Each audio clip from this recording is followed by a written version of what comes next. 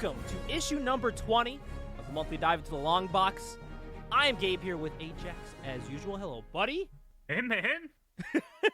It is... shout. I said, hey, man, nice shot. Dude, it is spooky season. The ghouls are upon us. We're almost getting towards fucking Devil's Night. I almost said Hell's Kitchen. Did like you say the the show. Ghouls? The ghouls are upon us, or the goons? The ghouls. Well, they may be doing that. Who knows? But yes, we're getting close to Devil's Night. If you're listening to this, this is actually releasing before Halloween. If you're listening to this, my new Halloween comic book Malice has come out digitally, and it is available to purchase for people to want to read that on Etsy. You can get that digitally sent to your email, and you can read that book all you want. But if you want to listen to that, by it's the way, available now. Former NWA World Heavyweight Champion. Just like to point that out. Dude, I was trying to come up with a good name. I was like, what's a good name? Like, what's a cool slasher name? And I'm like, I don't know. Brother. So I was like, all right, what are some like words that have to do with like violence? And I was like, oh, Malice. That sounds crazy. So I was like, yeah. That's about that story when John Laurinaitis went up to Kurt Hawkins and Zack Ryder, and he was like, yeah, you guys need cool names like Slash and Dagger. They're like, we're dead in the water if you call us that. I gotta say, like, if you look at the character, he does give off kind of like a Jason Voorhees vibe. I think that's what people are going to equate that to. But that's actually not what it's based off of. He is based heavily off of Clownface from Body Bags. I was going to say big influence. Huge. I'd say maybe a little Trapper from Dead by Daylight. Yes. Big Trapper vibes. I wanted to capture, because people that know me, since the short films came out and stuff like that. Now it's blowing up now, but I was a big fan, still am, of Terrifier. Because my horror is Justine loves like the demons taking over a body, and you have to like fucking don't turn the lights off or you're gonna die. She likes stuff like that. I like slashers. I like body horror, things like Saw, things like Terrifier, things like Friday the 13th, Nightmare on Elm Street, fucking Trick or Treat. Like if there's like a person going around killing someone, that's scary to me. That's more scarier than demons, because I'm like, some crazy dude could actually do this, and that fucking is scary. Like that freaks me out. It's some wackadoo is doing stuff like this, you know, like in Halloween. Like, yeah, but that freaks me out a little bit more than like the demons and stuff, because I'm like, I watch Supernatural, I know how to handle that shit, you know, get some salt, trap that motherfucker, get a priest to get this shit handled, you know. I will say Trick or Treat is a must for me every Halloween. Great. I really enjoy that movie. Every year is Trick or Treat for me, Justine. We have a lot of stuff from Sam from Trick or Treat. We have a lot of memorabilia of him. Justine's actually going to be Sam from Trick or Treat for Halloween this year. Oh, that's sick. That's awesome. And that is a must see. And The Crow. Every October 30th, you have to watch The Crow. Every Devil's Night, you have to. No matter how many times I watch that movie once a month, and I make sure to watch it every October 30th. It's the best. Now, Gabe, when are we going to cover Crow City of Angels? That's we actually question. Just picked up some City of Angels trading cards the other day. Justine bought some. Because she saw it and it said Crow. She's like, should I get it? And I was like, it's City of Angels. And literally the dude at the comic book shop goes, just so you know, this is City of Angels. And I was like, we know. And he was like, all right, make sure you know. He's like, but it does come with the tattoo. So, I don't know. I have to listen, I'll watch City of Angels over the new movie. I still have not seen the new movie. I was holding off to watch it in theaters, and I don't even think it's in theaters anymore. So, I have to wait for it to go on streaming to watch it. If it goes on streaming, who knows? Actually, it's fun. So, we were talking about Rob Zombie before we went on air. Speaking of City of Angels, White Zombie is on that soundtrack. Really? So, I watched City of Angels like 10, 15 years ago. I watched it when I was young. Yeah. But it's been so long since I've seen it. You know that song by Casey and the Sunshine Band, I'm Your Boogeyman? Yeah. Well, that's what they covered. Really? They did like a metal version of I'm Your Boogeyman. I remember that movie, like, I was also a kid. I remember not, like, hating the movie. But I think now, after the new one came out, people are going to look at this one a little bit differently. They're going to, well, at least it wasn't 2024 Crow. I think so from what I've seen and like I remember vaguely from the movie and like with the cards we got, like there was some cool visuals in that movie. yeah, It definitely still had that gothic vibe, which I like. and I've mentioned this to you before, Gabe. There's actually a like an quote unquote like unofficial like director's cut of City of Angels on Ooh. YouTube that I think would be cool to like do a deep dive into. That would be good. I mean, next month we do have a movie planned, Ajax. Actually, you're finding Yeah, that out now, if you I can't remember. am. But hey, you'll find out what that is later. Mm. So maybe we'll have to find an episode. I do want to do a Crow to review. I want to make Sonite sit through one of the Crow movies and have him review it with us. Maybe have him read the original graphic novel. if he'd be Yeah. down for that. Yeah, I have it right over here. There's like a little white platform there. That's the graphic novel. Next to that, oh no, this is it right here. And then one right here next to that is the original script for the movie. I got a bunch of stuff in my little Crow fucking section on my shelf. For people that don't know, I'm pointing out I have a giant Crow shelf, a big homage to the Crow. Which, dude, I have not been the Crow for Halloween yet, shockingly. That is very shocking. Not once in my life. Every time I get towards being the Crow for Halloween, I never have the hair length. Now I do, but I wanted like a chill costume, like a laid back costume this year. You know what I mean? Nothing too crazy. I don't want to wear like I was Gambit last year. I had the whole head sock on and the fucking gloves, and I had a lot of stuff cool. on. It was cool. It was cool. You did good on. But that it was costume. hot. It was hot inside that bar. Yeah. So I wanted something like that I could wear like in a bar and not get too hot. So I'm gonna be Shaggy from Scooby Doo. Complete difference. Simple costume. Yeah. Really simple But costume to I'm pull buying a Scooby collar for my dog Diego, and he's gonna be off. Scooby Doo. Okay. Okay. So it's a joint costume. It's a couple's costume. My boss and I at work today were joking, because we've been talking about it. So for those who don't know, I work at a cell phone shop, and we were joking like, man, like what's a good way like to like bring traffic like into the store? Strippers. And I was like, well, besides strippers and blackjack. So the cell phone shop is like inside a grocery store. So I was like, what if I got on the PA system and I did like a Macho Man impression? Oh man. And I was like, I showed up on Halloween because I work on Halloween. I was like, what if I showed up dressed up like Macho Man? Got on the PA system, and I'd just be like, oh yeah, come to the mobile shop for your deals, eh? We got a Pixel 8 for $5.99 a month. Dude, that's amazing. That's a And genius marketing idea. My boss is fucking dying when I'm doing the impression. He's dying. He's like, if you do that, I will give you a $20 gift card. No bullshit. Like, really? I'm like, okay. For real? Dude, I did mention earlier that we got some trading cards at a comic book shop. It was a new comic book shop I'd never been to in my life. It was up in New Hampshire. We went up to this like pumpkin festival they have in New Hampshire. It literally looks like you're in Halloween Town. Like, remember the Halloween Town movie from back in the day? Yes. Yeah, it felt like you were in that town. There's people walking around in fucking costumes. There's pumpkins everywhere that are lighting up. People are like walking around with drinks and food. You can go in the stores and all that. Dude, tell me why as soon as we get there, we get out the car, we walk over, we see the blocked off street.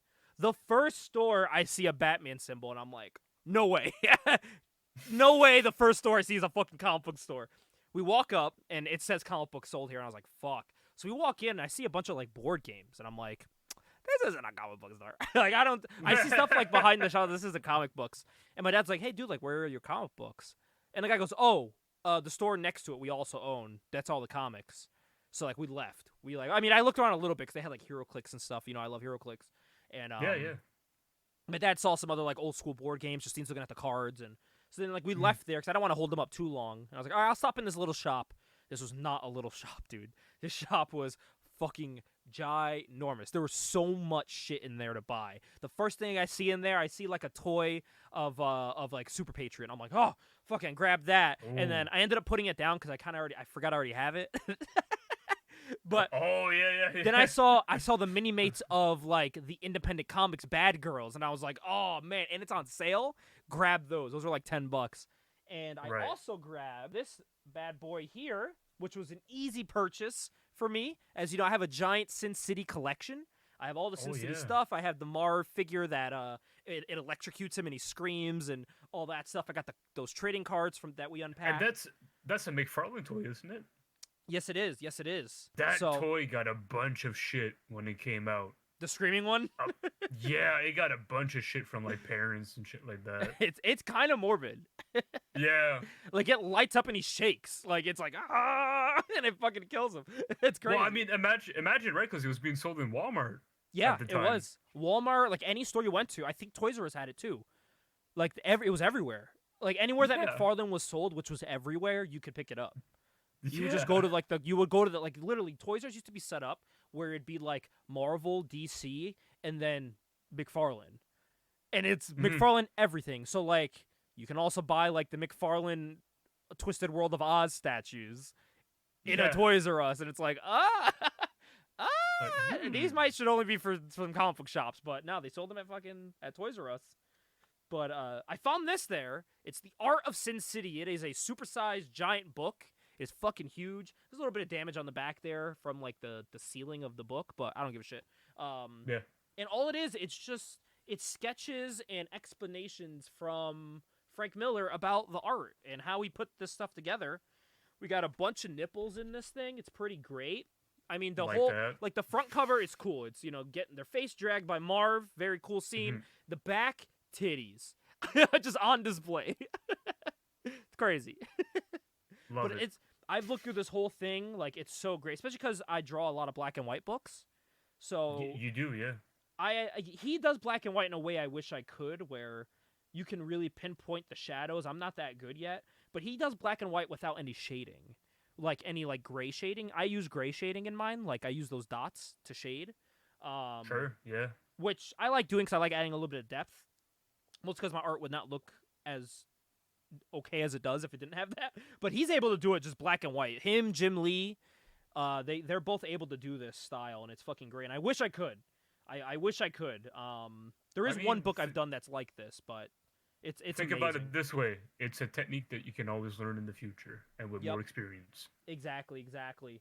And when I was going through this, by the way, there's like blood splatter on it, but the blood splatter is like reflective. You can't really see it on camera, but it's like raised and like reflective. It's very cool. Then we found a bookstore. Justine likes books, so we found an actual bookstore, like the size of like a Barnes and Noble or something, but it's like a mom and pop shop. And I went right for the graphic novels.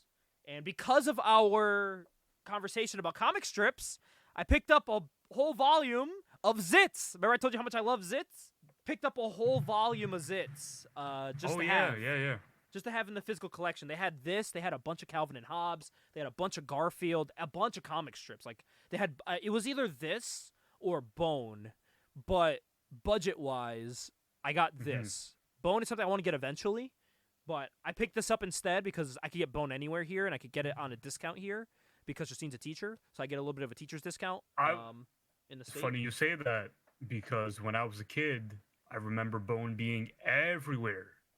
That was such a big deal when I was a kid. Was Bone. Bone was everywhere, and Mouse was everywhere here before they made it Yeah. like a banned book, but yeah, we still Which reread is- that in school. Which is really silly. And Really, really silly. when I was in that comic book shop, I saw something on the shelf, and I was like, that's cool, they have it there. And then we left. And I was like, maybe I should have grabbed that. And my dad was like, well, I'm going to go back because they have some figures from Buffy of Angel. Oh, It was of Angel and like one of the head vampires. okay. And he was like, I want those for my shelf. So I'm going to go back and get them. They're like $80 cheaper than getting them online together. The dude was only charging $80 cheaper? Dude, online, it was like Holy. $140, $130 to get them together. This dude was selling them Right. for $40 together. So Oh, like that's 20, amazing. yeah, like $20 each. And Wow. actually, it was 25 each. They were 50. My dad was like, "Oh, I'll try to, finagle my way down, get the 40."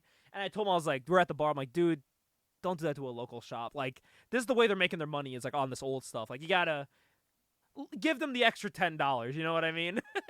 I always and plus you're still saving money no matter what than getting it online. Well, shit, he's almost saving $100 if you think about it. And so when we went back, the first thing he did is he grabbed them. And the guy was super nice at the shop. I wish I got his name, but he was super nice. Like, dapped us up when we left. Like, we caught him as he was closing the store. He kind of like, pat us all on the back and thanked us for going there.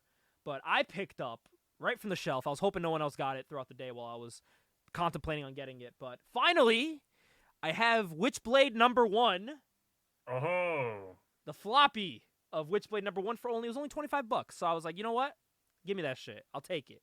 I can't find this anywhere here in Connecticut for any price. He just had it on the back wall. And I was like, fuck yeah, dude, give me that shit. The first thing I did was get home and make sure it wasn't like a reprint, which it's not. Yeah.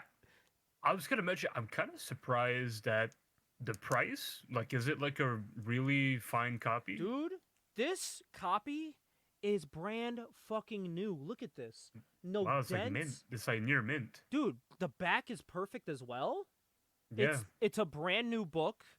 It is the first printing from 1995. And it still has like all the cool old school ads and everything in it. Great splash pages. It's got like so much great stuff in here. Like all the ads for like the upcoming books and stuff. Like very cool stuff. Yeah. I know, it's so great. Like all these old school 90s image ads and all that, and she ads. Cool, dude. This is so cool. It's so cool to have this. So I got it for $25 and I said, yeah, dude, fucking why not? I have the trade paperback. But why not get this, you know? Why not? I have the Aphrodite trade paperback, but why not pick up the single issue, which I have? So, yeah, this is kind of like one of those like must-haves for your collection, you know? I think so. It's again, such a pivotal book for Image. And you know me, I have a bunch of Image #1s. I have like all the main ones from Image. Like you name it, I probably have it in my collection, maybe. Well, they're fun to collect, and they're not that expensive to collect either. No, the most expensive one was Spawn, but I think I got that on a really good deal. I think I only got that for like $28 or something. And that one's the one, you know, that we have to review. First printing. It's first printing. And that one, dude, I found out my first printing still has the poster inside that was sold with it. Holy crap. I got it for like $28 on like eBay. It was awesome. Real quick too, some other things I got in the mail. I got Body Bags, the trade paperback, because we are looking to review this, or at least I'm looking to review all 4. I realize these are 4 issues, but they're not that big. I was thinking of just reviewing the story arc on our show. Yeah, we can definitely do that. It's only 4 issues. It's and literally half of this book is like the extra art and stuff. So I was like, fuck, and dude, it's cheaper to get the trade paperback of this than to get the hard floppies of this book.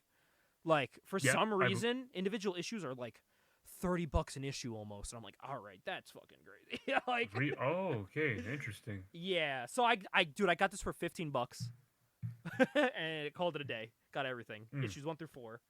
Got that in the mail, and then at the my local shop when I was picking up some absolutely great books. Stopped in the dollar bin, staring at me in the image bin. I love me some obscure Image miniseries, and I picked up something called The Pact. The Pact, yeah. Issues 1, 2, and 3. Never heard of this. Never read it, and I fucking scooped it up immediately. Had all 3 issues of the miniseries, so I said, why not? $1 each? I'm not gonna say no to that. So I picked it up. I don't know anything about The Pact, shockingly. I know this it chick was a has 90s huge series. She sure does. It was a 90s series. I think they brought it back in the 2000s, and they actually included Invincible in the pack. Really? That's cool. I believe so. Oh my god. Well, Invincible, great story. You know, Body Bags, known as a great comic. Some comics I picked up this week were great, but Ajax, there was actually a book that I am dropping from my pull list. Dropping from your pull list? I've never dropped anything from my pull list, and I'm going to on Wednesday. Because it sucked, or and because it sucked. At least for me, it's not for me anymore. Usually I give it the 3-issue treatment, but I don't even want to pay for the other 2 issues of it, which is upsetting because it's a book I've collected for the past year, and I have to drop it. New creative team has joined on to Batman and Robin All In.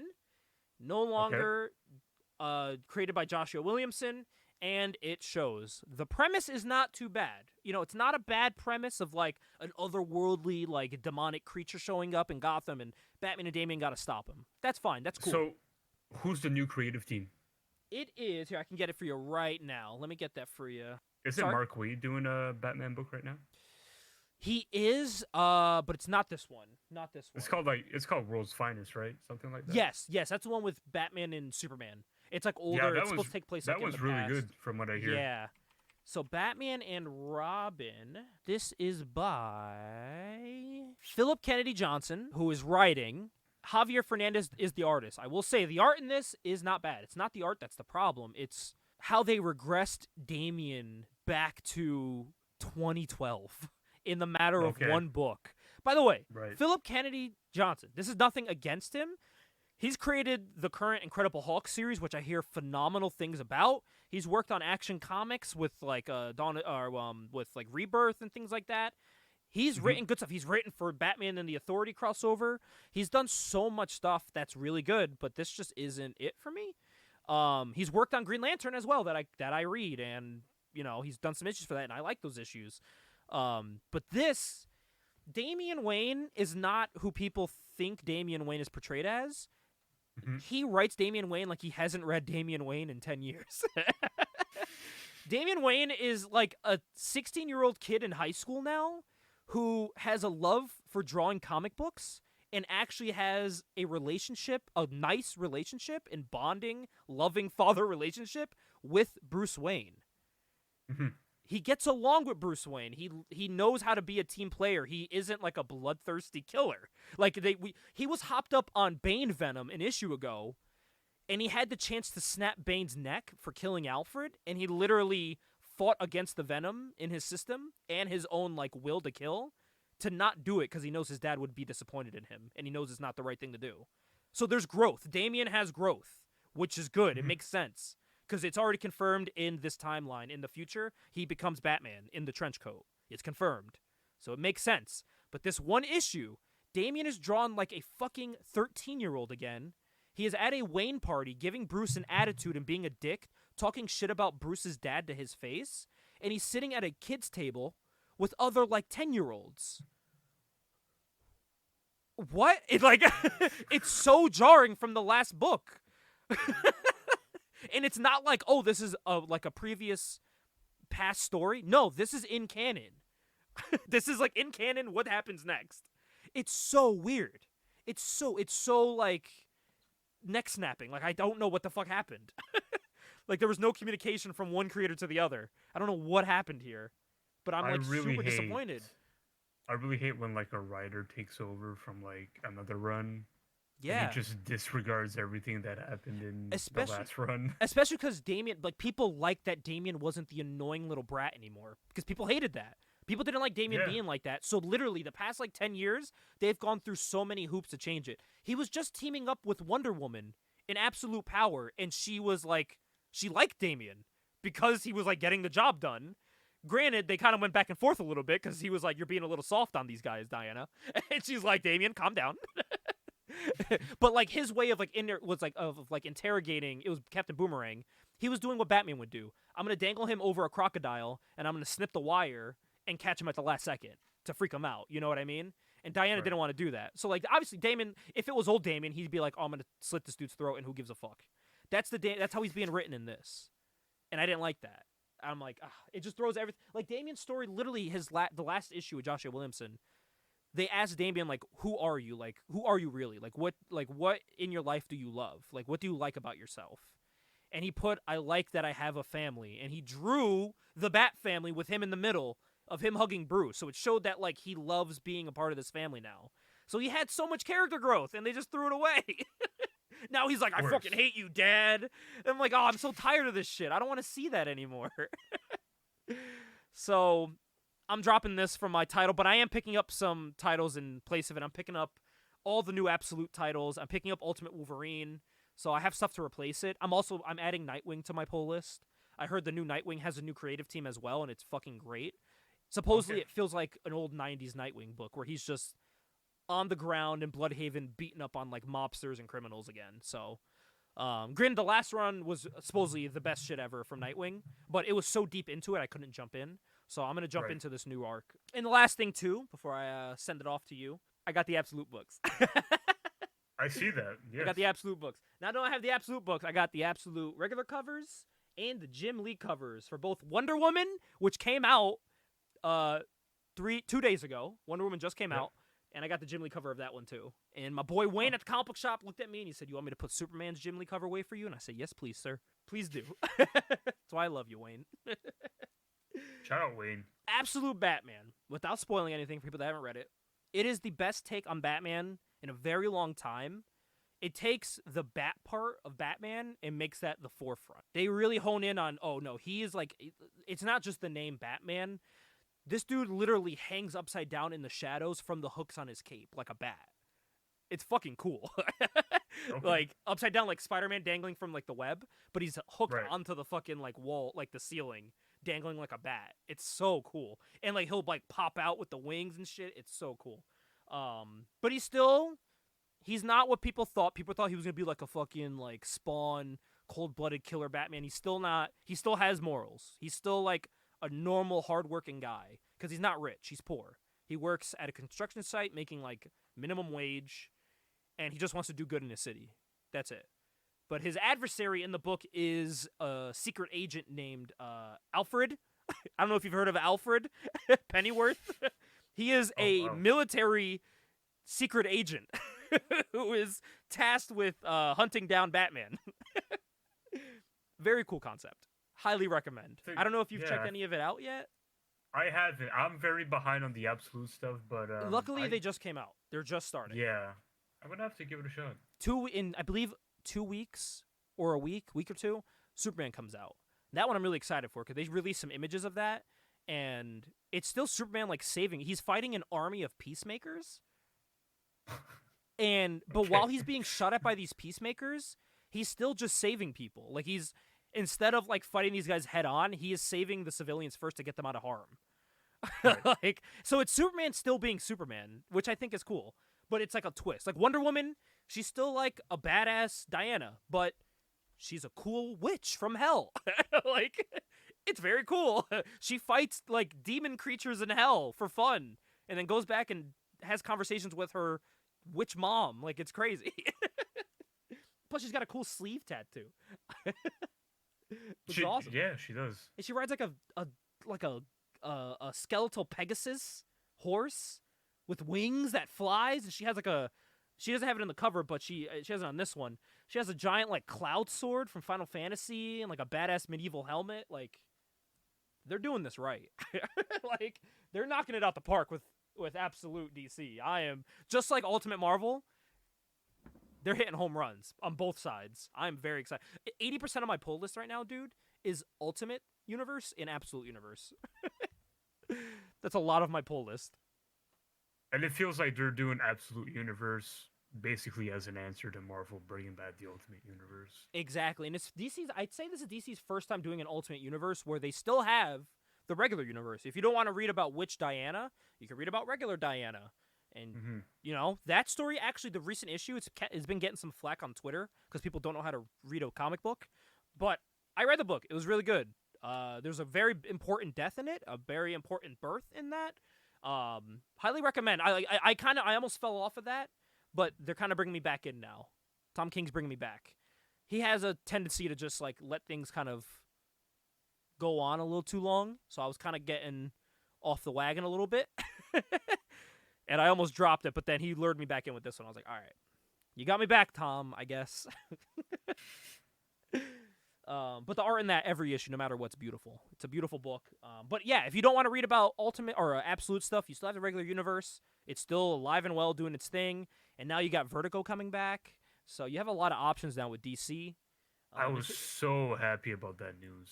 So happy about that. Yeah. Oh, and we're getting more compact editions from DC. We called it here on the show. We're getting an Authority compact edition. That was one of the top ones on our list. Let's get into that. Let's get into how Marvel's doing it, but they're not doing it as well as DC. Let's get into that. Yes, Marvel is creating the Marvel Premiere Collection, which is 6x10, which is basically the same scale, which is almost, I think it's like less than a quarter of an inch off. Doesn't matter. They're the same size as compact editions. They announced some titles for it. We got things like Daredevil Born Again, Captain America Winter Soldier. We got a Black Panther book coming out, Fantastic Four. We got a couple different books coming out, which is cool. But Marvel seems to not understand the whole point of this initiative, which is to provide graphic novels in a smaller way to compete with manga at the same price of manga. and the compact editions at $9.95 or $9.99. No, Marvel is selling these at $14.99, a whole $5 more for a Marvel compact edition. Which I'm like, listen, it's still not too much, but for like an extra $3-4, just get the regular size graphic novel. At that point, the whole point was to push that it's cheaper. That was the whole point. Not just that, like, you can buy a used trade paperback for fucking $15. Exactly. Like, especially now when we're in a time of like digital reading and all that, this is the chance to really capitalize on that physical market, putting it at $9.99 like DC did, which I think is a great model. Sometimes it didn't work out. There is a Joker book where it is almost over half the size smaller of every other book, and it's still $9.99, which I was like, that doesn't seem like it's worth it. You know what I mean? When I can buy the Wonder Woman book, which is like this thick for $9.99 instead of a Joker book this big.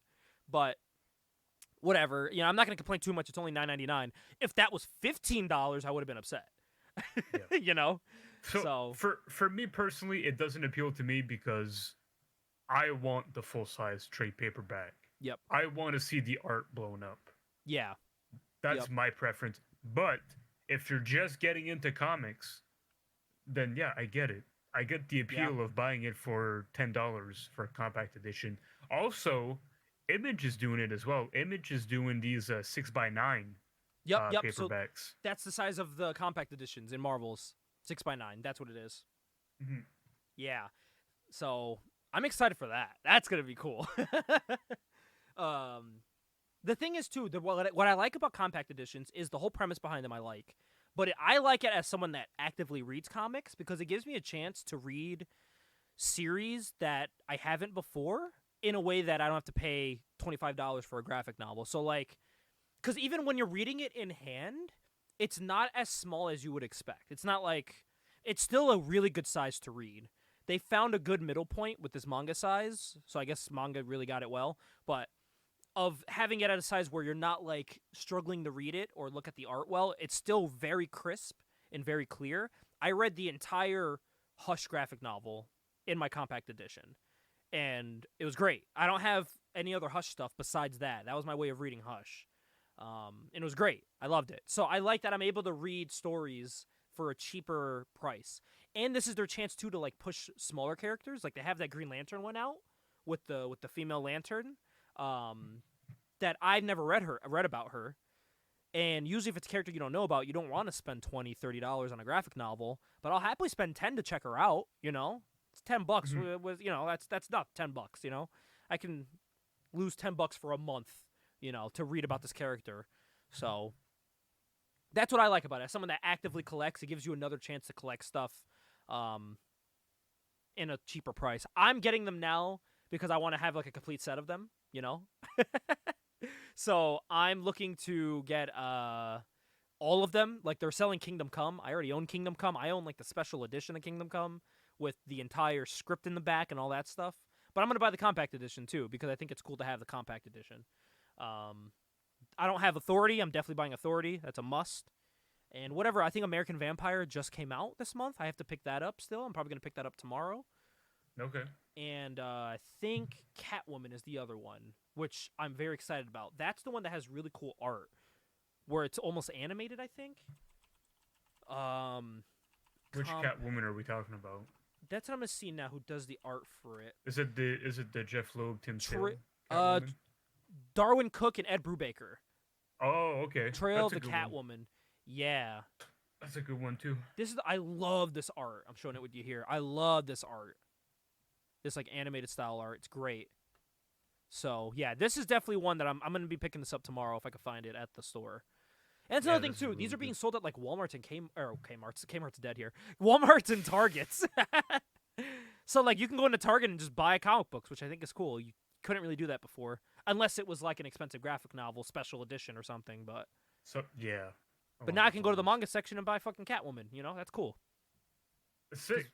Mangas awesome. They're always selling out here, dude. In Connecticut, there's so many people buy mangas here. No, I believe it. Because again, friendly price point. Yep. And people are just used to reading that size, right? They love that compact, like, Exactly. oh, manga is like so accessible, and I can fit a bunch of these on my shelf. That's my thing too. Is like I can fit these because like my lower shelf, I can't stand them up because my shelf is too short, so I have to lay them sideways and it takes up way too much room. But these Yeah, compact editions, man, I got all this room because I can stand them up. I mean, that's on yeah, me. I'm a yeah, broke boy, but still, it's cool. yeah. So yeah, I don't know. I like it. I'm gonna pick up some of the Marvel ones. What is it? Marvel Premiere Edition or Premiere Collection? It's called. Um, yeah, I'm gonna pick up Daredevil for sure. Born Again, because I don't have that in graphic novel form, and I'd like to have that. Um, and I'm probably gonna pick up Winter Soldier, but that's it. I don't think I really need Black Panther or Nation Under Our Feet. Um, I don't really need Fantastic. I mean, maybe I'll get Fantastic Four. It's Hickman, so maybe I will get Fantastic Four. So I think the only one I won't be getting is Black Panther because there's nothing that really piques my interest with it. Yeah. But yeah, this would be a great way to have collections of like the Ultimate, especially the Ultimate X-Men, because the way it's drawn like a manga. I think that would really benefit from being printed in this size. That's what they need to do for Peach Momoko's Ultimate X-Men. Yeah, I would have actually went with the Black Panther run that Christopher Priest did in the '90s, because Yeah, that's that's the run where like a lot of people kind of associate Black Panther with, because Christopher yeah. Priest like came up with a lot of the shit that you see Black Panther does now. Yeah. I mean, like, I know they wanted to put out Winter Soldier. He's a great character, but like, why are we not putting out like instead of Black Panther? I know you want to get a different character out there, but man, you should have came out swinging. This should have been like Civil War. Put out Civil War in this side. You should have put like some real heavy hitters. Like you got Born Again, which is Also, fine. big events. Yeah, put some big events in there. Put like if you're able to fit an X-Men saga, one of them. If you're able to fit that into one of these, do that. Cause that's a dude. Sell new X-Men like this. Get people excited for Yeah, '90s X-Men. The X-Men '97. They're debuting the costumes. Sell new X-Men this way. I mean, they still can. There's time, but we'll probably do. Maybe we'll do a list in a future episode of some Marvel premiere collections we'd like to see. Because Marvel does have some great stories. I'd like to see like Heroes Return in this size. Heroes Return was actually pretty good. Not Reborn, Return when they came back. That was yeah, good. That was I good. got you. That 4 issue series was pretty good. Mhm. So I like to see that. Like there's stuff they can do. But I think this is a great way to cross promote for both companies. Like the closer we get to Authority coming out, now we're getting an Authority book. This would be a good way to put out something if you do like a Moon Knight season 2, put out a Moon Knight premiere collection. This is their way. I think this is good all around for every company, I think. They just need to really nail down that price. They need to get that back down to $9.99. What's Images called? Oh, I don't remember. I saw it on Instagram. I I just was saw trying to that it was like a 6x9 paperback. Yeah, I was just That's trying to all see I if there was saw like a of it. price about it. So I was like, I didn't know if there was anything like official price out there, but I want to say that they're also doing it 14.99, and they're also missing the mark on it. I mean the new announced titles are pretty great too. They've announced for Compact, they've announced Superman and Batman Book 1, which is the one I'm getting. That's the one with my Ed McGuinness art, and it also includes the Michael Turner story with Supergirl. So Which the is one that really was cool. Yeah. which both of those books, this entire book has been made into 2 separate animated movies. You can watch Superman Batman Public Enemies, that's the one with Ed McGuinness, that's actually animated in his art style, and then the one with Supergirl, you can read that one too, or watch that one as well. We're getting Authority Yeah. Book 1, Superman Birthright we're getting, so a new Superman one, and one I haven't read before. This is a Mark Waid book. I haven't read that yet. We're getting Deceased, which it's something I've been wanting to check out, which is like the zombie versions of I DC was characters. I was gonna say, yeah, that's like, was that like an event? It's like an event where they turned Yeah, everyone into zombies it was a or big vampires crossover. or something like Yeah, that. they were all undead zombies. That comes out in June, and shockingly, pun intended, we are getting a Static Shock Compact Edition, bro. Wow. Static Season 1. It's from it's a newer title.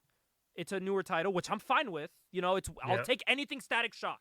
I'll take anything. That's good news. That means they're putting some sort of stock in Static Shock again. Which makes sense because they are starting to do more with that whole universe. I was gonna say, are they doing more milestone stuff now? So I was looking at my DC previews book and they're advertising a milestone book in there, and I'm like, holy fuck, like they're bringing it back. Cool, I don't as they know. should. Jim As Lee's they should. cooking right now as the head of DC. He's cooking right now. He's doing good. And then the last 2 books for compact editions are legendary. Kingdom Come we're getting, which I'm going to be buying again. I fucking love Kingdom Come. And Batwoman Elegy. This is the one where they like reveal that Batwoman's a vampire and stuff. It's like the cover was like all black and white by Greg Rucka and J.H. Williams. So I'm going to be picking that up too. I like Batwoman, so I'm picking that up. So that's the thing. DC's putting out some like iconic or like titles that you should check out, or some that you may not have heard of, which I like. Like Superman Birthright. Haven't seen that or haven't read that yet, so I'm intrigued. Jim, if you're listening to me, and I know you aren't because you're a very busy man, stop being a coward and reprint Gen 13, you piece of shit. Dude, listen, man, we said we'd like to see Authority and Other Wildstorm. Dude, we're getting close. All right? If I can get we got Static Shock, bro. If we can get Static Shock, even if it's like the later run of Gen 13, I'll take that. I'll take that later Wildstorm run. I'll take whatever.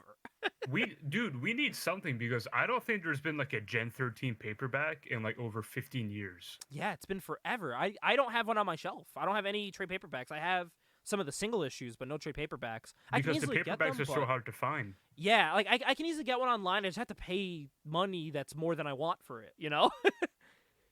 Because when you do find it online, it is kind of pricey. Whereas I feel like with the single issues with Gen 13, they were popular, right? So they printed a lot of single issues. Yep. But back then, they didn't really print like a whole lot of paperbacks. At least that's what it seems. The only thing that concerns me is like I'm looking at these compact titles, and they were coming out either 1 to 2 books a month. After the 2 that just came out in October, these scheduled ones aren't scheduled to come out till May. So these might be like a every couple months kind of thing, which is unfortunate because I like that they were like monthly.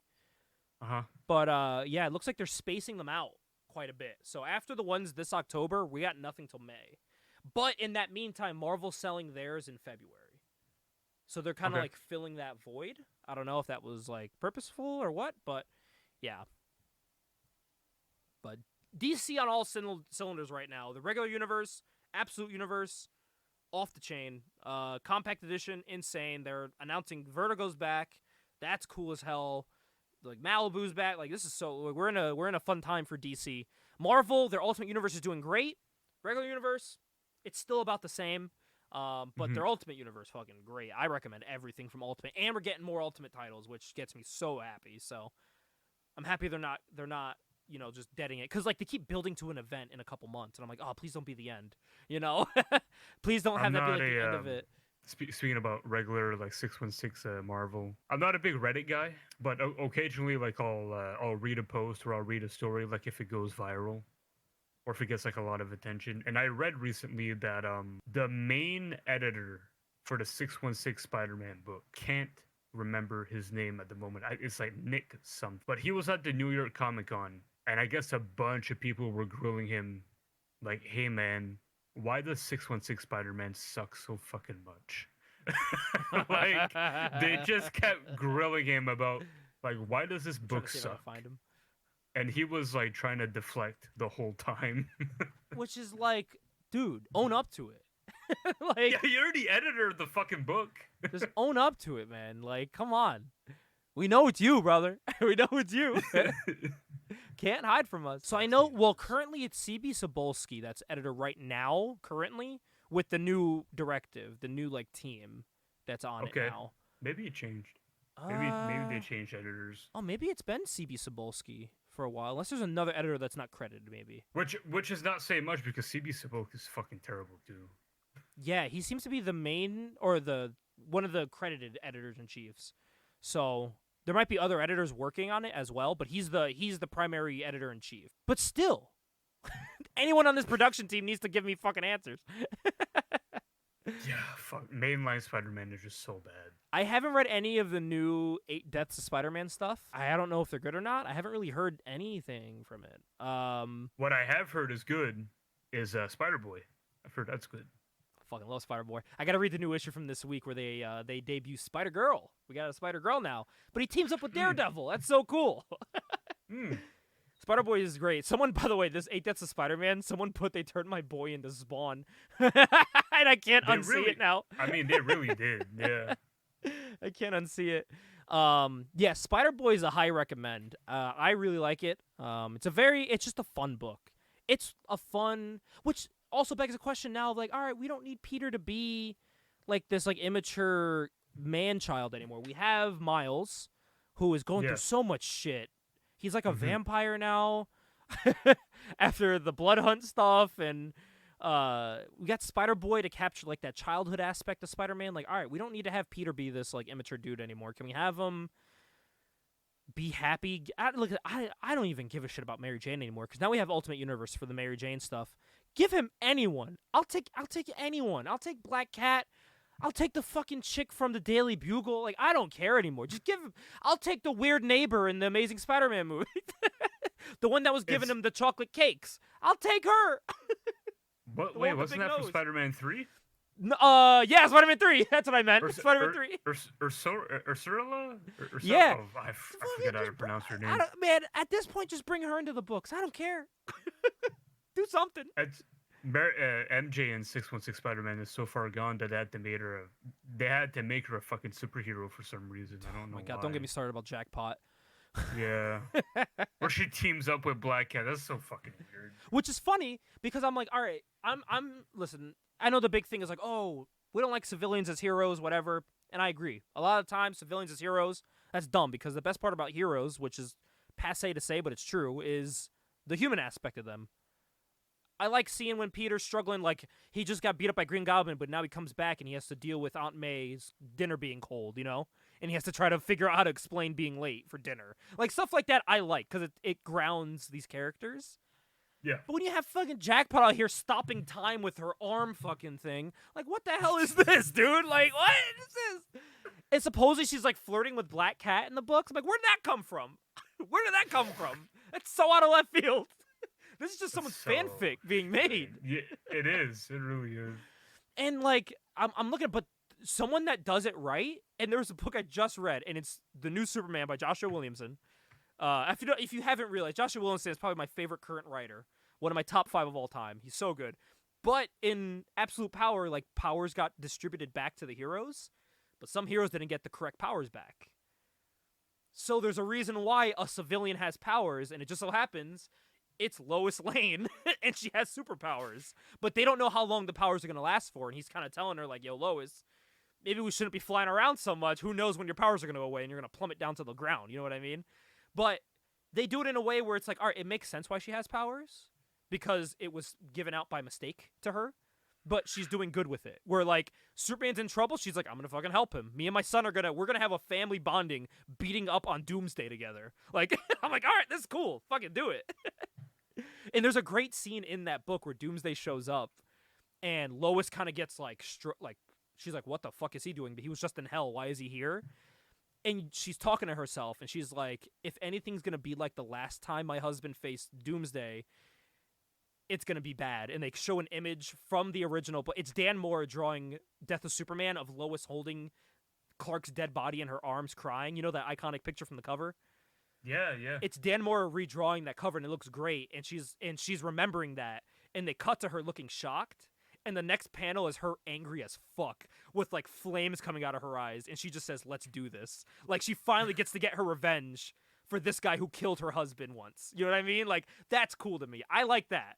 But if you're giving a person a character of power for no reason just because they're not interesting anymore, I don't like that, you know? There has to be a reason why you're doing it. If you could come up with a reason why, a good reason to give MJ powers, if it's for, like, a life-saving reason, she's gonna die if she doesn't have this, you know what I mean? And it had to be granted by, like, Doctor Strange or some shit. Then I'm like, fine, there's a reason for it. I'd rather you not do that if you're gonna... But if there's a reason for it, I'm cool with it, but... Yeah, Jackpot's annoying. So I went on a little rant there. My bad. I'm very emotional about Spider-Man. Yeah. I'm pretty sure Martyr would agree. Yeah, he would. I went on a little Martyr rant there about Spider-Man. I channeled him there for a second. I love that guy. He was so great. We got to have him back on here. I will definitely have him back. But yeah, no, I think I think Spider-Man needs to be saved. There's a couple other titles that are kind of not doing too well in 616, but that's what we got the Ultimates for. Look forward to that every month. I mean, X-Men's doing good. X-Men's good. I don't want to dog on X-Men. I'm liking the X-Men runs. All of them, actually. I haven't read NYX yet. Drew's reading that, but I've read every other team-up title, and I like them all. They're all their own thing. The one with Kitty and Emma Frost, that's more like a relationship sitcom one where Kitty Pryde is trying to balance being a normal person and hiding her powers and trying to go on dates with all these other hot women. Oh, Kitty's dating a bunch of women now in the books. And she's balancing that with, like, running into kids that can't control their powers, and she's trying to, like, help them the same way the X-Men helped her. But she's like, fuck, like, I don't want to, like, draw attention because mutants are looked down on. But Emma Frost is meanwhile like, I want you on my team, I want you on my team, and, like, Kitty, I want you on my team, and Kitty's like, I don't want to be on a team. So that one's fun. But then you read X-Force, and it's like 90s, like, I'm going to beat up this giant monster with my giant tank guy who's named Tank. And just, like, beat the shit out of something for 20 pages and then call it a day, you know? Which I like. It's a nice little callback. So, and they're building to, like, an X-Men Civil War, which is cool. I like that. It's going to be interesting. So, yeah, man. I mean, and we're talking about comics too. Like, we did have a question for the show. When we're buying comics and reading comics, people who don't know, I frequent the boards. Like, I'm in 2002. I frequent the forum pages of comic book pages. And Classic Comics had a great question, Ajax, that I wanted to, like, get your answer on. When buying comics and, like, reading them, what do you, like, want out of comics as, like, a buyer and reader? Like, what do you, when you're getting these, what do you get out of them? Or what do you hope that they provide to you when you get these comics? Like, when I read this question, I saw it as, like, how have comics, like, affected me? Like, what do I get out of them? Like, when I read a comic, I get a chance to just, like, escape and have some fun. Really explore into a medium that I love. It's a great way of storytelling. Comics more than anything for me is, like, if I read it and I really like the story, then it's almost like I start envisioning myself in the universe. Exactly. Yeah, like, I just really I really get into it, and I put all of my heart into, like, reading that book. I see it as someone that is obsessed with, like, a TV shows or, like, with movies, and they're, like, a movie buff. It's a great way to just, like, turn your brain off and just have a good time for however long it takes to read that book or graphic novel you have. But when I read a book, like, what I want out of comics is what I put into it too. So it's like, if I'm not into reading something, I'm not gonna get anything out of it, you know. So, like, I'm into the hunt of books, looking for old school books, and I get a bunch of enjoyment out of that, you know. So I feel like as much as you put into comics is what you get out, if that makes sense. Yeah, and I think the simplest answer that I can give you is what I look for in a comic. Well, I'm looking for a good story. And not only am I just looking for a good story, I'm looking for good artwork to go with the story as well. Because it has to complement each other. Yeah, it really does. It makes or breaks a book, honestly. Whether it's good writing or bad writing, or good art or bad art. Like, if you could have a great drawn book, but if it's written bad, it's gonna hurt it, you know?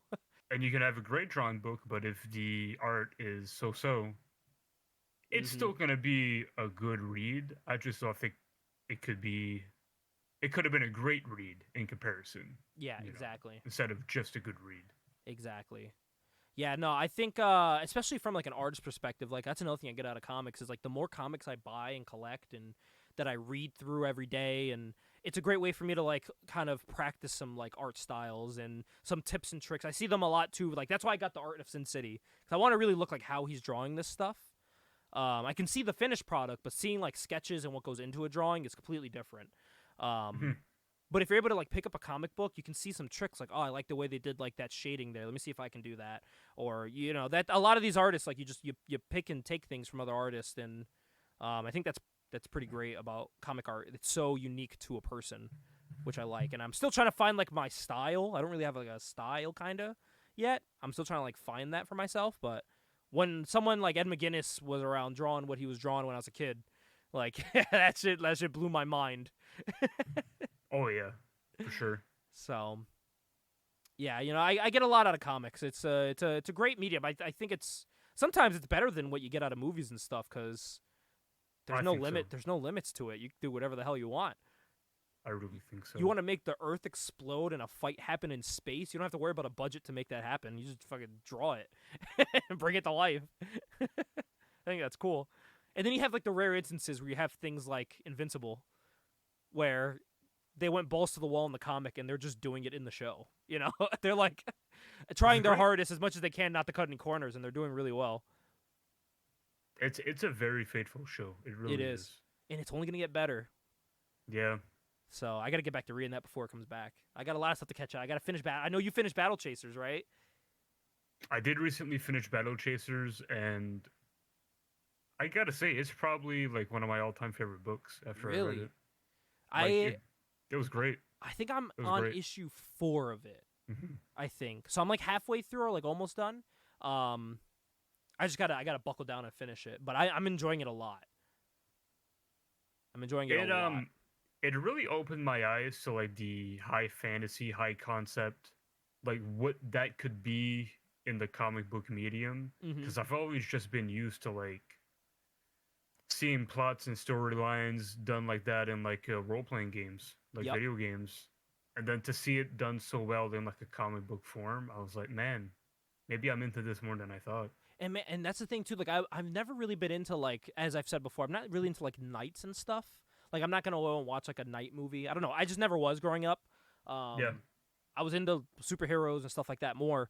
But, weirdly enough, I'm into, like, D&D and World of Warcraft and, like, RuneScape. You know, it's weird. Yeah. I'm weird. I don't know why. But, like, I'm not going to go and watch, like, a movie about knights. Or I didn't really watch Game of Thrones. I think the most I would watch of that genre, like, I watched Lord of the Rings. But, you know, I never really played like Elder Scrolls or anything like that, or Elden Ring, never anything like that. But reading this was like a lot of fun. It made me want to be like, oh man, I got to play the Battle Chasers game now. I want to. And reading that book, I was like, I want to jump back into World of Warcraft now. Like, I want to redesign my character in Warcraft. we absolutely have to live stream the Battle Chasers game. Oh, absolutely. Yeah. That is a no-brainer. I think that's on Steam, too. It is. So, winter sale's coming up in a couple weeks. Yeah, I'm probably going to get it. Me too. They did announce, too, a new Terrifier game, and it looks like the side-scrolling beat-em-up from, it looks like the Scott Pilgrim game, which I'm like, oh, that's cool. That's cool. Yeah. I like that. I like beat-em-ups. I'm like, man, I like slasher movies, and I like beat-em-ups, and they're putting it together. This is cool. So, and you could play I love beat-em-ups. I think Chris Jericho's in the game because he's in the movies as like a doctor, and I think his doctor character is in the game. I think so. It's called the Artcade game, and I think Jericho's in it. If not, he's someone you beat up. One of those. It's one or the other. But yeah, no, we definitely gotta do Battle Chasers. Yep, no, he's in the game as a playable character. You can play as Chris Jericho. Of course. But no, all in all, comic books, greatest form of storytelling ever. As you can see, it's drawing in new genres into our lives with things like Battle Chasers, and honestly, things like when I was reading Aphrodite, like I like cyberpunk stuff, but Aphrodite really honed in on like the cyborg, like woman genre, and I'm like, man, there's not enough of that. Like there's like obviously like Ghost in the Shell and things like that, and Alita Battle Angel, but I was like, man, there's not enough. Especially reading Aphrodite, the premise of that's so cool. Where after she goes on a mission, her mind gets erased. So she's like a maid for war, but she doesn't remember any of the war crimes and things that she does. It's like, it's crazy. It's a cool concept. I like it. But I was like, man, that's so cool. I'm shocked that's not done more, you know? I'm shocked with Top Cow now they're not putting out a new Aphrodite series. I know they did a couple years ago, but maybe they're just waiting for a writer. Maybe they're waiting for me, Ajax. Maybe I should write an Aphrodite story. I don't know, man. I mean, I would like to see a resurgence from Top Cow. The new Witchblade is cool. We're getting it. You saw the big display they had at New York Comic Con? No. It was so cool. Dude, they had a giant 3D display, and it was just, dude, it was so cool. It was a giant image of Witchblade. Yeah. just chilling there. It was so cool. I wonder if I can find the picture. Witchblade booth, and they're selling like exclusive like cards. It was like a Top Oh, Cow booth. okay. It was so cool, man. Like they went all out for New York Comic Con this year, which I think is very, very cool. I can't find any pictures. I'll have to find them after the podcast. But yeah, no, dude, it was very, very cool. Oh, and it was Witchblade, and it was a giant drawing of Darkness from issue 1 of him like holding like the hand up with the face mask. Yeah. It was like the 90s all over again. It was a giant display of Darkness and Witchblade. I'm like, dude, we are so fucking back, bro. Like this shit's so cool. Oh, here, I got some pictures right here. You all people listening won't be able. Actually, I can flash them on screen right now for people that want to see it. But yeah, it was a giant picture of Darkness and Witchblade on display. It's so cool in 2024. Really cool. That's really cool. Like, very cool, man. Very cool. Like, man, dude, we're living in a time where we can pick up like a really good like Superman book, really good Batman book, a really good Spider-Man book, which is Ultimate Spider-Man, and but then at the same time we can buy like Witchblade and Darkness and Spawn, and it's a very cool. We're in a really cool time of comics now, and Youngblood's coming back. Like, this is so cool. X-Men is back. I'm looking forward to that. I'm This very is curious. awesome. And like, and not only is X-Men back, it's back with like the old school designs and stuff. It's like we got the '90s logos on everything. It's cool. I love nostalgia. It's bringing back some fun stuff. Oh man, hey Jack, should we look at some Halloween-themed heroes and villains? We certainly can do that. Because it's spooky season. I was thinking, I'm like, man, what are some cool Halloween-themed heroes and villains? I did find a really cool site that looks like it's like a horror-themed site. I'll show you here.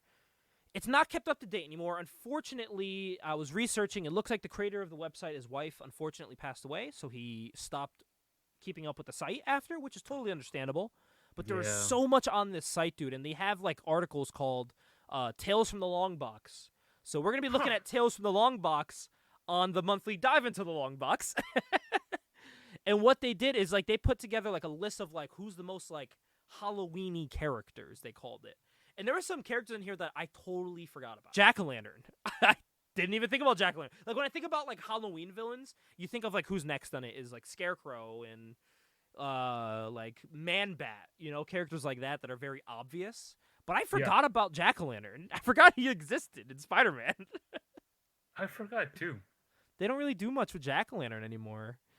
The next one here, as I stated, is Scarecrow. That's the obvious one. If you played any of the Arkham games, he really captures that horror aesthetic really good. I really enjoy Scarecrow. Even if you watch the movies, I think Scarecrow's done really well in the movies as well, with the fear toxin and all that. Green Goblin's another obvious one. He literally throws pumpkins. I would go as far to say that he is probably like the definitive Halloween comic book character. I would say so. I say if it's not Scarecrow or Joker, it's Green Goblin. Yeah. Those are probably the top 3. They have Etrigan on the list. I didn't even think about Etrigan. Your dad would love that. Oh, hell yeah, dude. He has hella Etrigan figures on his shelf upstairs. They got Spawn. I mean, come on now. Spawn's a good one. He's literally from hell. Spooky. Fighting demons here in this picture is very cool. The man who's on our thumbnail, Ghost Rider. Ghost Rider's a great one. Another great one. And do you know who actually loves the Ghost Rider movie? Your dad. Justine loves Ghost Rider. Huh. She said growing up, that was one of her favorite movies growing up, and they always played it on repeat in her house. Like, she loved Ghost Rider for some reason. I mean, growing up, I did too. I thought it was cool. I didn't care, man. I was watching Ghost Rider on a cool motorcycle as a kid. I didn't give a fuck. That's probably all she remembers too. But now I'm like, dude, we gotta review Ghost Rider also at some point. Oof. Not any of the other ones, just the first one. Gentleman Ghost. This is a character I also forgot completely existed. Not familiar, actually. This is interesting. I've only heard of his name. Or, not heard of his name. Sorry. I've only seen this design before, but that's about it. I don't know anything else. I don't even, is he DC or Marvel? I have no idea. But another one here, Baron Blood. God damn, this is a huge callback to classic, as you see here, classic like Captain America Marvel. We see literally the first two Marvel characters. We got Submariner and Human Torch, and then Captain America fighting this guy Yeah. from the 70s. Baron Blood is a vampire created by Dracula. And Captain America keeps killing him over and over again, I guess. It sucks. Next up is Swamp Thing. This is a legendary one here. I think awesome. Swamp Thing, I think, does not get the justice he deserves. The Swamp Thing show, I think, should not have been canceled. I am on that boat. I think they should have let that rock. My dad loved it, too. They should have let that show rock, man. I don't know why they canceled that shit. That made no sense to me. I was disappointed when they canceled it. They need to do something with Swamp Thing, do him some justice. They did have a cool scene with him. Oh man, was this? No, I'm mixing up. Who's the one from Marvel? That's basically like Swamp Thing. The one from Marvel that's basically like Swamp Thing. Oh man, I should know this, and I'm like drawing a blank.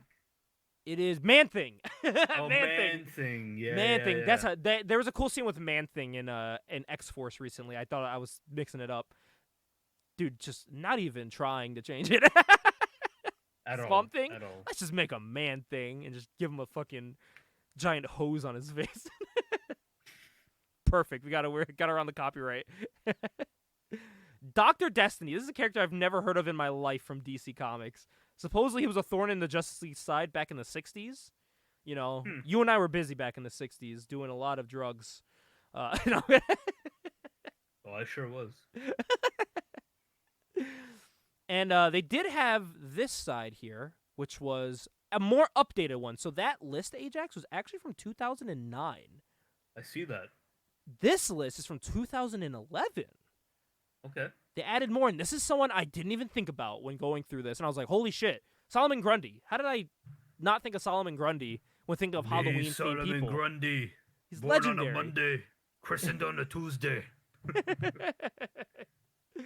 He was murdered and his body was dumped in Slaughter Swamp, a popular vacation destination right outside Gotham City, and home to Sergeant Slaughter of G.I. Joe and WWF fame. That's awesome. Great shout. Oh, shit, Ajax. You know what time it is? It's Morbin It's Morbin time. Morbius. A man that will forever be a meme when he shouldn't be. I loved Morbius growing up. Granted, I still love Morbius. Oh no, I still do. But as a kid, I was gonna say, unfortunately, I was only exposed as a kid to the suction cup hands Morbius. I just hit my yes, the 90s Spider-Man one. That's the one I was exposed to with the rolled up leather jacket sleeves and the fucking duster. That was cool. I've always loved Morbius. I love vampires in general. That's why I love Blade. Yep. Man, if Morbius was in the Blade movie, how fucking cool would that have been? So close. That would have been so cool. So close to happening. Another one I didn't think about when thinking of Halloween, Hellboy. I actually read the first trade paperback graphic novel of Hellboy, his first story arc. It was really good. Right? Yeah, it was a lot of fun. I mean, the whole time I read the book, I heard Ron Perlman's voice in my head. So that's all I could hear. I bought a Hellboy trade paperback like a couple of years ago, where he goes to Mexico and I think he investigates something during like a lucha show. Really? I think that was like the premise of it. Yeah. That's cool. Yeah. Mike Mignola, who is coming back. Mike Mignola's doing a cover for the new Cable book. It looks fucking cool, okay. Man. It looks cool. Dr. Demonicus. If that ain't the most generic supervillain name. This seems to be an enemy of the West Coast Avengers, so take that as you whatever. I mean, the B team. Yeah, a B team's like D-level villain. So next, Simon Dark. I don't even know who this is, dog. I'm gonna be honest. It's a Batman villain, but I don't know who this is. Simon Dark used to get picked on in school where all the other kids would call him Simon Dork. They They called him Simon Dork, so he became a supervillain. That is so funny. You know what? I get it. And he only hung out with goth kids. I gotta read get about it. Simon I Dark. get it. That's good. I'm Do you think? invested now. But were they the goth kids or were they Hot Topic kids? There's a difference. There's a big difference. Oh man, Banshee. Banshee's a great pick. Yeah. That is a great pick. That's someone I Banshee's a didn't think good about pick. either. Nightmare. I don't know much about Nightmare. I've heard the name Nightmare. I don't know much about Nightmare though. Not familiar either. Necra. I don't know who this is either. These are some deep cuts they got on this list. Yeah, that's pretty cool though. Phantom Stranger. Oh, Phantom Stranger. I'm familiar Yeah. with Oh, and forget Jack-o'-lantern. We got Lord Pumpkin. that. Lord Pumpkin. What the hell?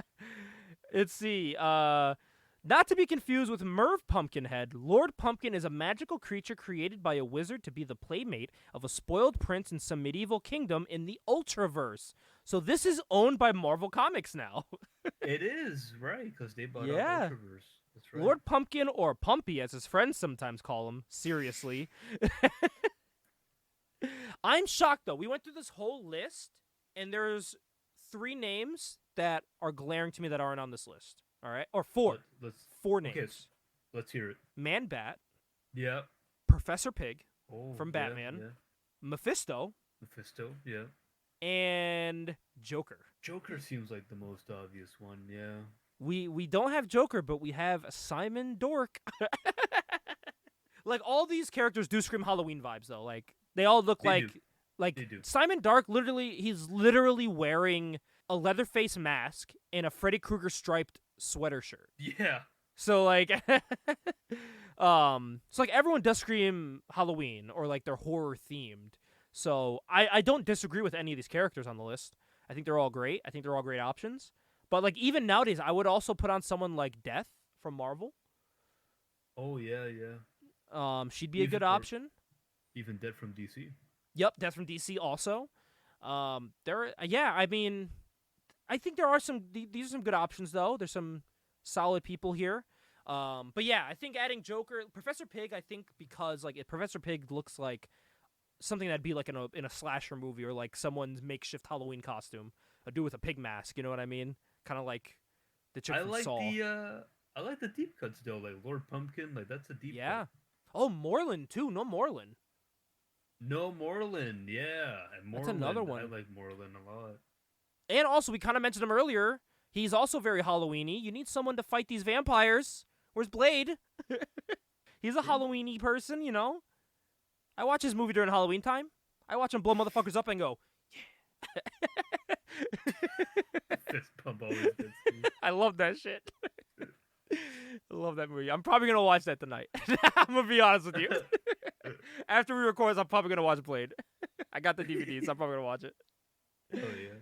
Oh, man. But I think those are some good options for Halloween-themed heroes. Did you have any other ones Yeah. to think of? I think we kind of nailed them. For the most part. Not that I can think of. Yeah, we kind of hit them all.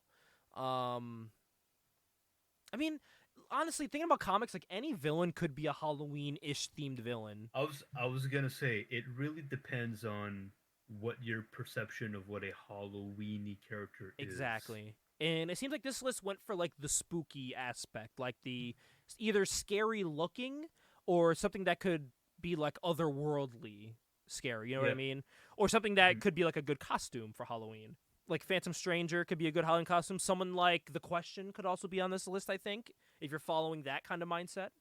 Someone with literally no face seems kind of scary to me. Hush could be on here too. Actually, I just thought of one. What? What about John Constantine? Ooh, that is a good one. Hellblazer. Hellblazer is a great one. It might, I don't know if it'll fall into people's definition, but I think there's some drawings of him that look absolutely horrifying. Chapel.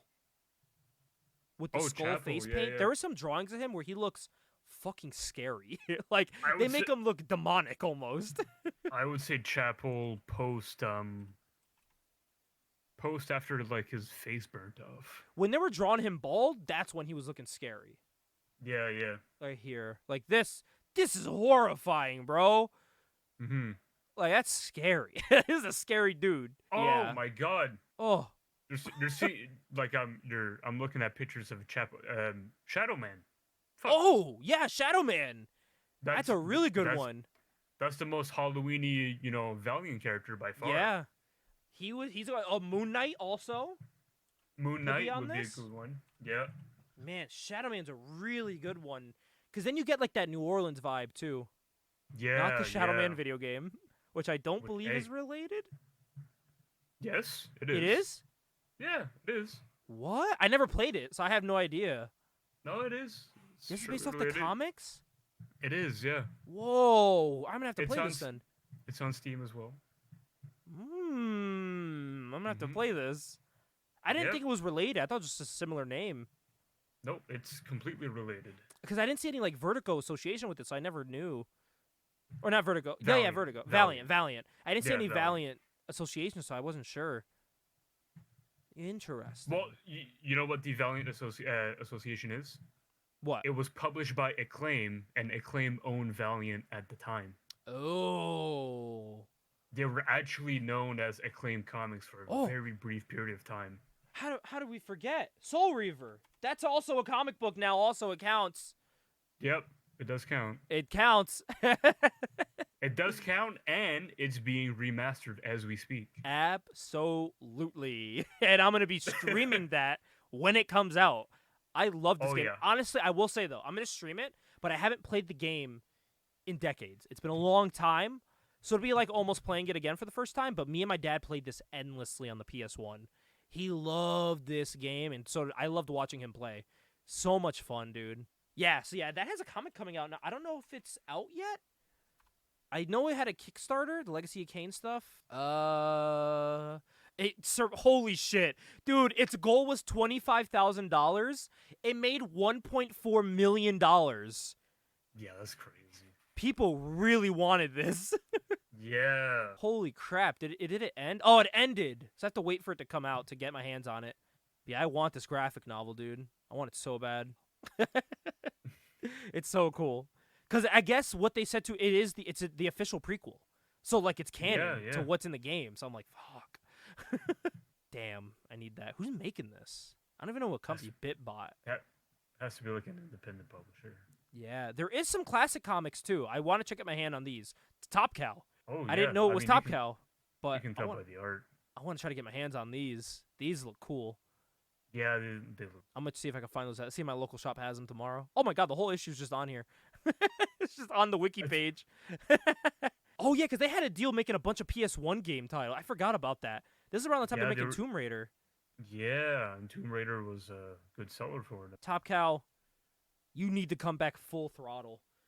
Yes. I mean, they are with, like, Witchblade and stuff, but they need to, like, they need to come back, Yeah.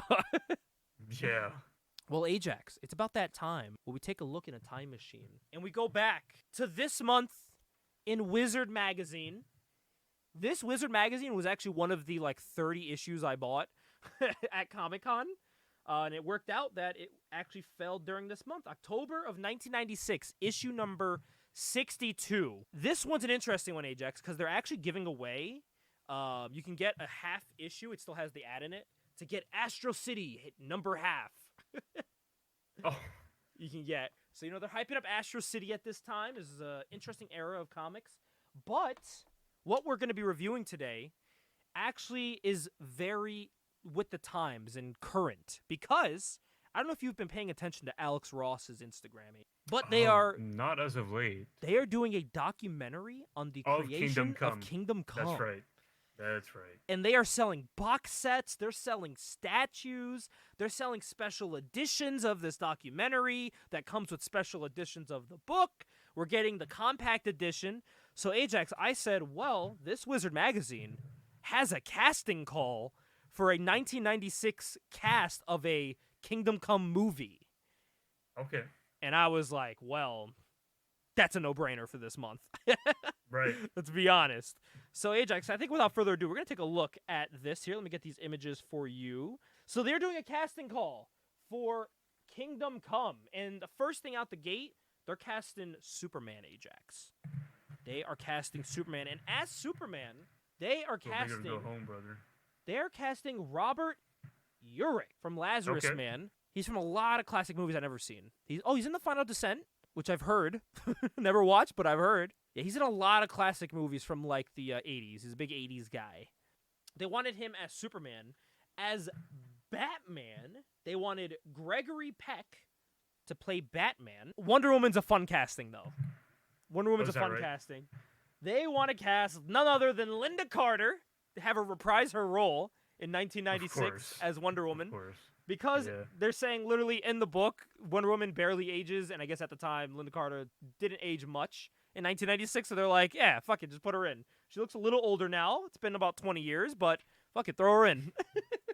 As Captain Marvel, they have Ken Wall from Wise Guy playing Captain Marvel. I've seen Wise Guy. That's a good TV show. As Aquaman, they got Richard Harris, who looks like he's in a religious movie in that picture to play Aquaman. Spot on, actually. Spot on casting for that. Yeah, I will say all these castings are spot on. They're all great castings. Green Lantern, they wanted Robert Conrad from Wild Wild West to play Green Lantern. And then following that, to be cast as Power Girl, they wanted none other than Anna Nicole Smith to play Power Girl. I mean, it works. It's a very 90s casting, I understand. Now, these next two castings are perfect. As Oliver Queen, they casted Sean Connery. That is just so badass of an idea. I love that. 90s Sean Connery as like a hardened Oliver Queen. Badass. And then as the Spectre, they wanted Leonard Nimoy of Star Trek fame, Spock, to play the Spectre. And I'm like, oh my god, yeah. I also love that. That's awesome. As Magog, they wanted Richard Burgi from The Sentinel to play him.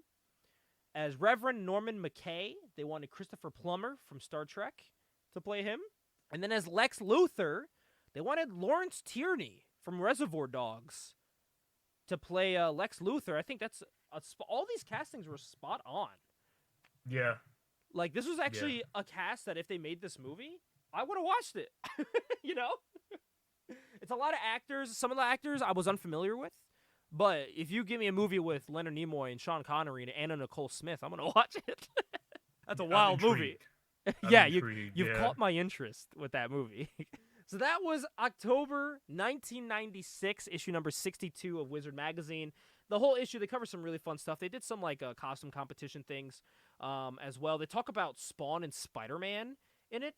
And when they're talking about that, there's some like great art that they like Photoshop together of like Spawn and Spider-Man fighting.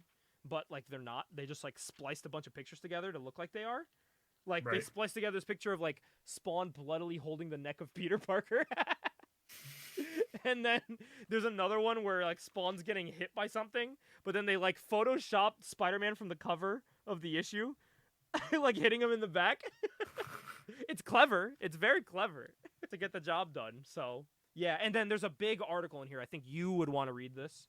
It's a big interview with Garth Ennis. Definitely want to read talking about Darkness, talking about Wildcats, talking about a bunch of stuff. I definitely want to read that. Very cool Q&A in here. So this issue has a lot of fun stuff. Man, they cover a bunch of shit in here. Damn, this is cool. They talk about Preacher also. Nice. Yeah, see, they cover Preacher. Yeah. Arse face. Yeah, that's cool, man. So yeah, I mean Garth Ennis. I mean everyone knows who Garth Ennis is now. I mean, by far. He was not when I met him. He was nice. You know, he seemed a little tired, but he was nice. Ooh, there's a cool Vampirella article in this too. Oh, for her 25th anniversary at the time. Wow. Yeah, look at that.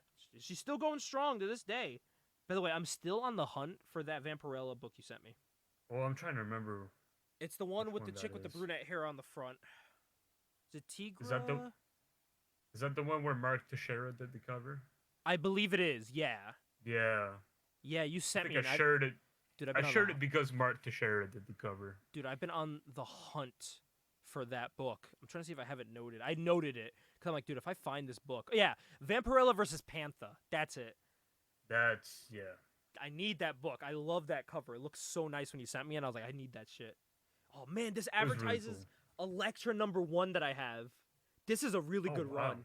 This is really. I Yeah. actually redrew this picture of Justine holding pencils for her classroom, Oh wow. and instead of Electra, it said Miss and then like her last name. It was cool. Right. So yeah, I redrew that picture. That was cool. Man, 1996, a year before I was born. What a time. What a time. They're still talking about Dawn in this too. A book I'd never read in my life. Maybe I'll have to. Yeah. Ooh, Right. there's a profile interview with J. Scott Campbell Oh. talking about Gen 13. I like that. Oh, yeah. I'm probably like gonna read that. this later too. I'm gonna read that while J. watching Scott- Blade. J. Scott Campbell in the Gooner Hall of Fame. This man drew so many First comic books with ballot. one hand. First ballot Gooner Hall of Fame. Gotta give respect where it's owed. Hell yeah. But Ajax, like that, dude. That's the end of our issue. We made it to Can the you end. believe it? We made it to the end. I hope you guys, if you're listening to this, have a great Halloween. If you're listening to this, this is many days before Halloween, so go out, be safe, have a good time, check your kids' candy. I watched Trick or Treat.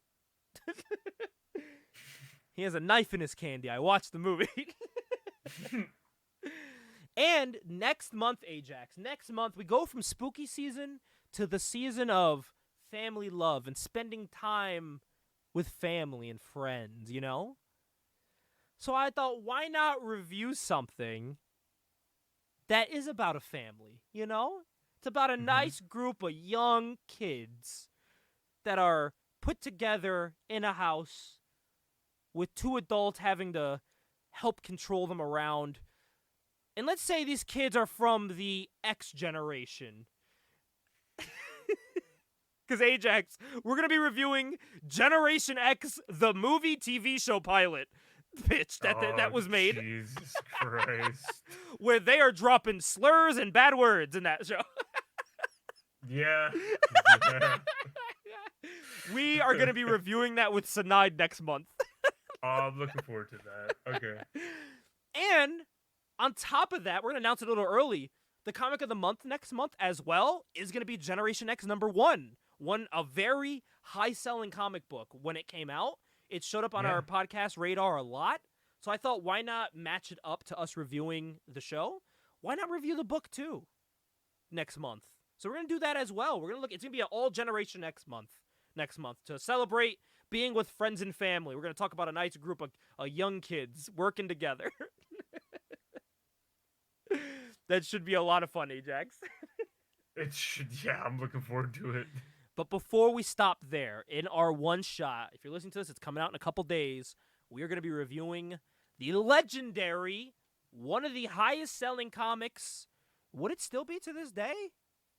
No, that would actually be X-Men #1 by Jim Lee. That's Oh, the it highest surpassed selling it? one. Oh, no, that came out No, before. That came out before. Yeah, no.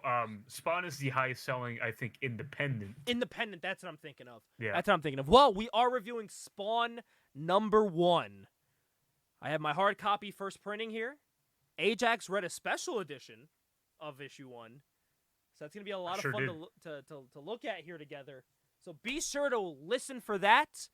We hope you guys enjoyed us talking off your ear for an hour and a half. We hope you guys have a great night. Happy Halloween. And we'll see you in November. Bye.